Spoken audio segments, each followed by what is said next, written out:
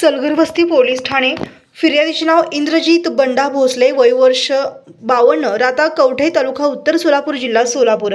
आरोपीचे नाव अज्ञात वाहन चालक। मयतचे नाव नैतिक राम माने, वय वर्ष 17, राहता कवठे, तालुका उत्तर सोलापूर, जिल्हा सोलापूर।